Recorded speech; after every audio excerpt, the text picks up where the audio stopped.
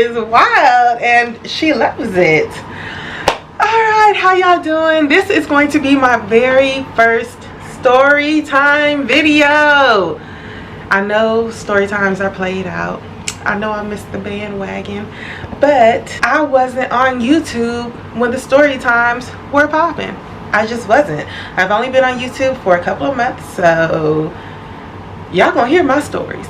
If you're not familiar with my channel, then you should probably know that I am a Christian. I am a bona fide church girl. Well, maybe I used to be a church girl because I don't have a church right now, so I don't know. But I am a woman who sincerely loves the Lord with all my heart. So that's why this story time today even came about, because of that love and because of my history as a bona fide church girl. So if you read the title of this video, you already know it's about the time I almost joined a cult.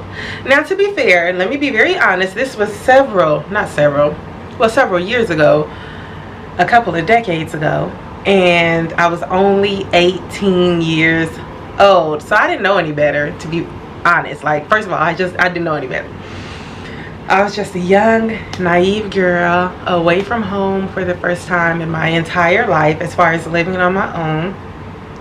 Of course, I had recently graduated high school and I went to college at San Diego State University, and it's a known party school, and I am not a party girl. That's not why I went there. I just applied to local schools near where I grew up in Long Beach. So this is my first time away from home. Oh no, not a low battery. Yeah, I gotta go charge my devilish. I'll be back. I gotta go charge this camera. Okay, y'all, I'm back. Go ahead. I hope I don't have any black stuff in my teeth, because Shorty did go get a couple of Oreos while she waited for this phone to charge up. I'm not even gonna lie. But what was I saying? Okay, so I'm a little church girl. Very much my mother had us at every service, Bible study, choir rehearsal. What else did they have? Sometimes women's night, sometimes revival, Sunday school, Sunday morning church, evening service.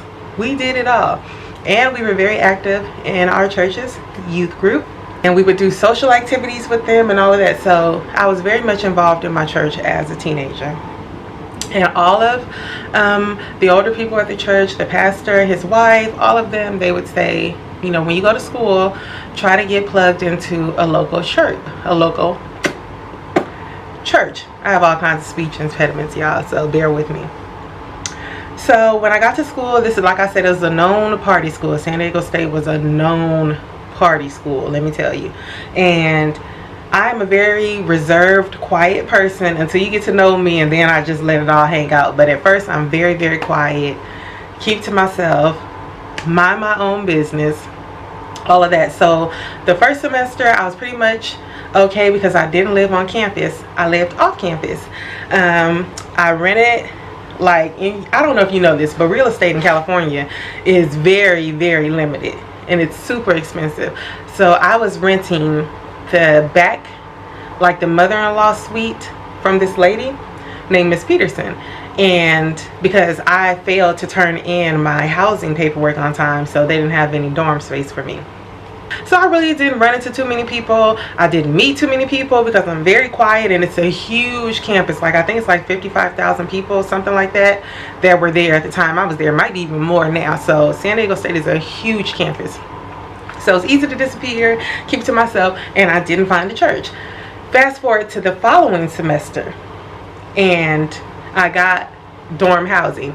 So I started meeting people, but it wasn't the people I wanted to meet, okay? I had a psychotic roommate. Well, first I had, for lack of a better way to put it, a promiscuous roommate. I mean, this girl, she and her boyfriend just did it all the time. One time I was in the room, and I had to say, I was like, hold up. I don't know how y'all do it. I know a lot of people say that they were down with that in college. Somebody be having relations across the room. They be cool with it, not I. I was a virgin, like a total complete virgin, okay? I did not want to be exposed to that. So needless to say, she ended up requesting, she's like, maybe you're not too comfortable here. No, and besides that, She was also high all the time. I was offered weed more times on that campus than I'm comfortable with. And I grew up in Long Beach, birthplace of Snoop Doggy Dogg. So I had been offered weed before, but it was just excessive, y'all. It was excessive. So I already had one bad roommate. Then I hooked up, got a new roommate with this psychotic girl. This girl brushed her hair 200 times every night. Constantly, I was constantly finding wet, stringy hair all over the dorm room. It's no wonder I dropped out. I couldn't take it. But that's not even the worst part. So at this point, I'm like, I need to get around some good people. I need to at least make 1 or 2 good friends, because that's how I always was in high school. I was never Miss Popularity. I never hung with a big crowd. I would always have like 1 or 2 girls that I was cool with that I would hang with. So I was like, let me do that same thing.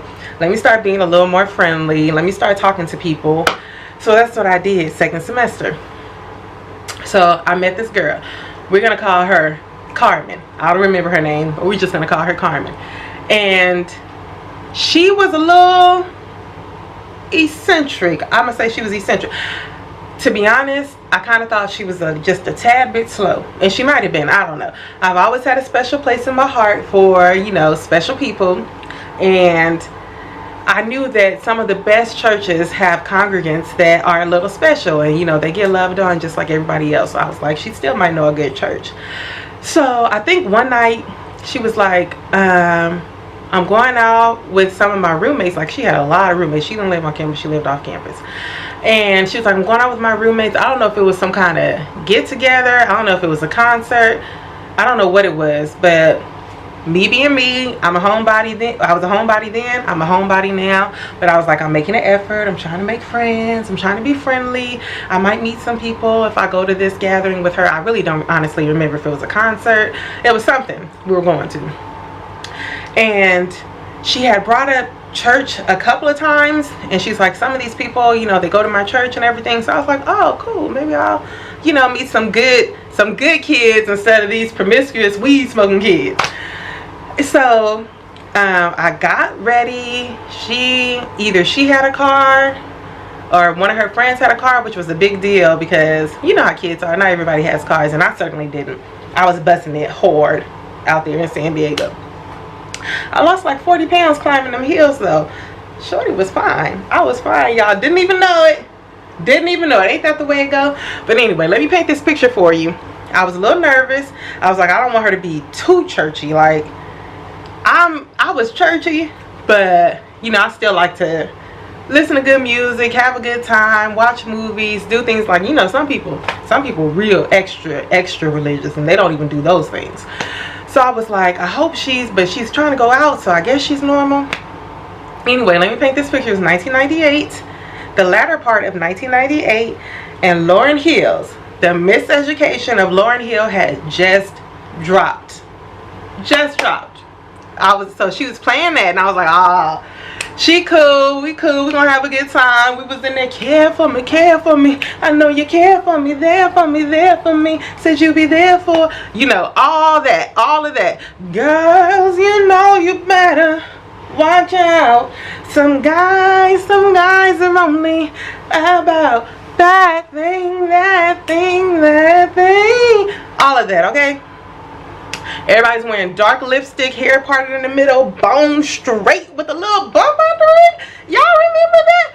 Midriffs out. It was right before the 70s came back and the bell bottoms was popping, all of that. So picture all of that. So I'm like, yeah, we got the big hoops on, hair done. Well, you know, her hair was struggling. But I was already thinking if she became my friend, I'm going to help her, because I've always had hair skills. I was like, I'm going to press that stuff out, because she had a crop. She had a mane. It was beautiful. Just needs to be done. So I was like, okay, this could be fun. So we get to her apartment, and it looks like the basic college struggle apartment. You know, they got hand-me-downs, stuff don't match, furniture doesn't match, you know, all of that stuff. Industrial carpet, not really any decor. You know how everybody was struggling in college. Probably still are. That's how we did. So we get there, and we never leave. Like, I thought she just needed to stop off and get something and pick some people up. we get there and we never leave. I'm like, I kept waiting and waiting. So are we about to go? Are we about to go? What's going on? Like I said, I was very quiet. I'm still very quiet around people I don't know. So not only was I kicking it with a girl I barely knew, excuse me, but now I was in a room full of people near my age, and some of those people looked way older that I did not know. So I get really, really quiet when I'm around people I don't know. So I didn't say anything, but I just kept saying, I thought we were going out. I can't remember where we were going, but we were dressed up, you know, college dressed up. And next thing I know, it's a Bible study.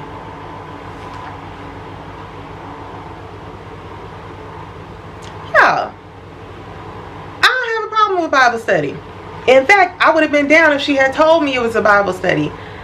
But I had not been told. I was told we were going out. I was told we were doing something. I'm like, I got on my dark lipstick. I got on my hoops. I don't think I probably had heels on. I might have. I used to wear heels a lot then. But I was dressed. I had on my tight jeans. I was dressed to go out wherever we were supposed to be going. But they started having Bible study. Now, mind you, my church home, my pastor was very big on teaching the word and teaching us how to study the word of God for ourselves. So the Bible study leader, some white dude, you know, classic cult appearance with the ponytail, blonde, grungy, the flip-flops, all of that. He had all of that. And these piercing, I just remembered this, these piercing greenish, bluish eyes. He would just kind of like stare through you. My camera cut off. He started talking and teaching the Bible, and I was like, what he's saying is not right. It's not right. But of course, like I said, I'm quiet. I was just like, when can I get out of here? Mind you, remember, I didn't have a car, so she was my ride, so I couldn't go anywhere until she took me. So he was teaching. I can't remember it, but it was just all left field, out the way, totally unfounded, not good, like a total manipulation of the scripture. I knew that much. So finally, it's late. Finally, she drives me back to the dorms, and she's like, well, what do you think? What did you think? And I was like, about what? About the Bible study. And actually, she talked way slower than what I'm doing. This is how she talked. She's like, so,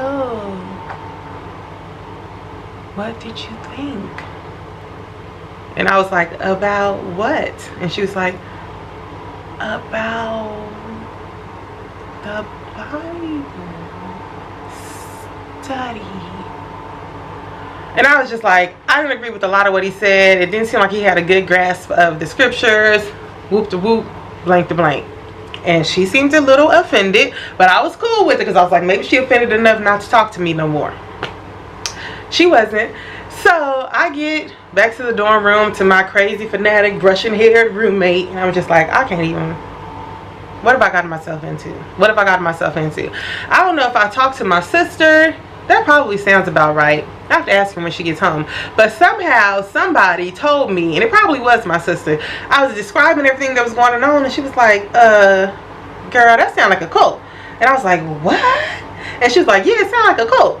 You need to leave her alone. And I was like, are you serious? And she was like, yes, they kick it on college campuses. That's what they do. That's how they find new recruits, because they know you're new at school, that you're in a vulnerable position and probably experiencing loneliness or peer pressure and everything else. So they kind of prey on people like you. I was like, ain't this about nothing?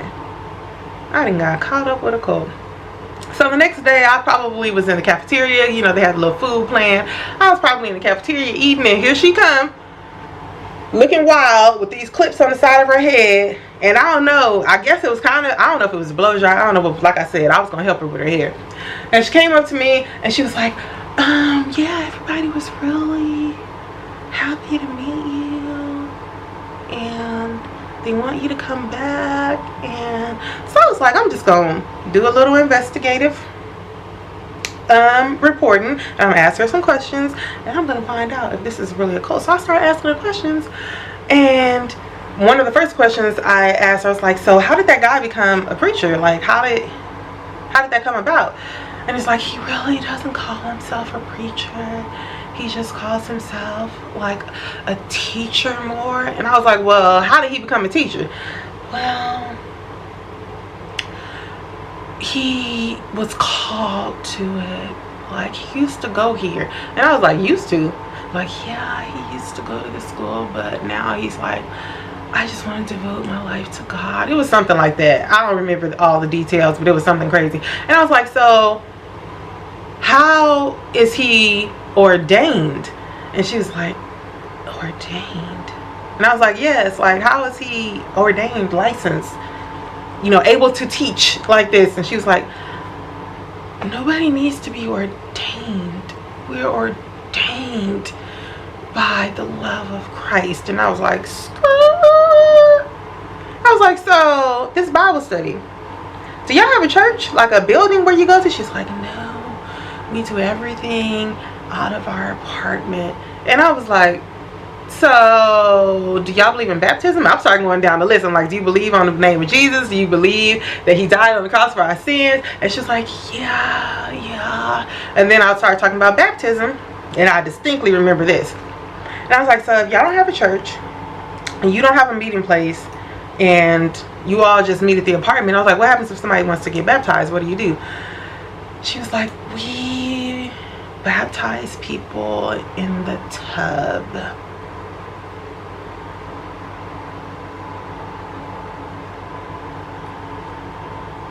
This is how I was looking. I was like, did this girl just say they baptize people in the tub?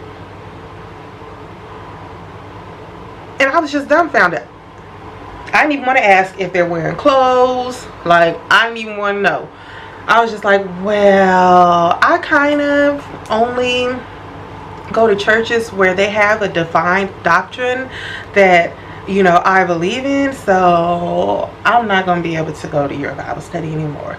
And she was like, you can't be caught up. Oh, it's a hummingbird right outside my window, guys. Can you see?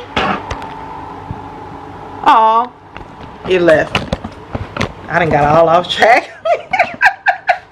But she's like, oh, you don't have to like be ordained to live life for Christ. And I was like, you sure right, but it's nice if you're gonna be teaching.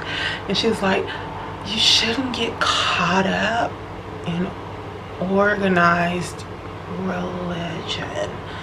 If you become part of our group, you can live with us. I know you're having problems with your roommate and all of that. And I was just like, nah, I'm not gonna be able to be a part of this. Because I mean, obviously she was on something, y'all. She was on drugs or something. Like, nobody just talks like that just for no reason. And I was like, why are there like 8 people living in this apartment? All different sexes, different races, just 8 people just all up on each other in this apartment. I didn't want no parts of that. I'll stick with the psychotic one I had. At least she just won. So that's how I almost got caught up in a cult. Warn your children. If you're watching my videos, you're probably in my age range. Warn your children, because they still out there. When they go off to college, you tell them, don't you get involved in no cult. Because had I not been as strong-minded as I am, and had I not had an older sister who had been in college for I think 3 years at that point and already knew what was up, I could have got caught up in that cult, just not knowing no better. Because they had transportation, they had their own place. It would have been a social experience. I would have had instant friends and all of that. But no. So warn your children, because anybody can get caught up in a cult. I can't believe I went to her house, her apartment like that. That was dangerous. They could have kidnapped me. These days, when they selling people in the sex trade and everything else, you better talk to your children. You better warn them. You better let them know. So that's it for my first story time. I hope you enjoyed it, and I might do some more in the future. So show someone you love them today. See you later, fam. Peace. I forgot one more thing. If you have some college memories or stories that you want to share, leave them in the comments below and tell me what you would have done in my situation. Would you have continued to befriend homegirl, or would you have kind of backed off like I did, let me know. Because I did try to help her. I did. Let me say that. I did try to help her. She was having none of it. And then she straight told me. She was like, if you don't believe as I believe, and you're trying to convince me that this lifestyle that we're leading is wrong, I cannot talk to you anymore and I can't be your friend. And I was like, you ain't said nothing but a word, shawty. That's fine with me. And that was the end of it. So I did try to help her. Okay, for real. Bye, y'all.